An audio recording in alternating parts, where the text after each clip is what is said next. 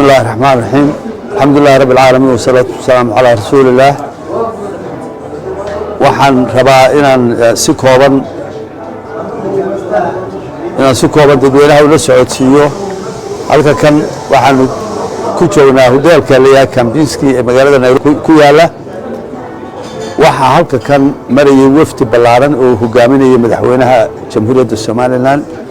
madaxweynuhu wuxuu casuumad rasmi ah ka helay martiqaad rasmi ah madaxweynaha dalka Kenya Uhuru Kenyatta. waxaan kula soconay wafdi ballaaran oo dhowr wasiir ay ku jiraan wasiirka arrimaha gudaha, wasiirka deegaanka, wasiirka maalgashiga, wasiirka caafimaadka iyo aniga oo ah wasiirka arrimaha dibadda. si ballaaran ayaan halkaan loogu soo dhaweeyay. dowladda Kenya aad u diyaar garowday halkaa si ballaaran oo diyaar u tahay u soo dhaweysay baan kula kulannay. waxaan nargeeyay hoteelka Kambinski. dowladda Kenya iyo dowladda Jamhuuriyadda Soomaaliland waxay wada yeelan doonaan wada hadallo fara badan iyo iskaashi arrimo badan oo iskaashi inay ka wada hadlaan. berrito ayay labada madaxweyne ballansan yihiin. dabeedna halkaa waxaa ka bilaabmi doona wada hadallo ay wada yeelan doonaan dhinacyada kala duwan, wasaaradaha iyo madaxda dowladda arrimaha badan ee labada dal inay iska kaashadaan u qorshaysan.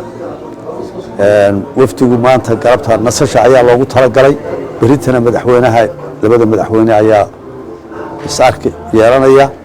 halkaasayna ka bilaabmaysaa wada hadalladii iyo in la iska brief gareeyo wixii hadba qorshayaal jira.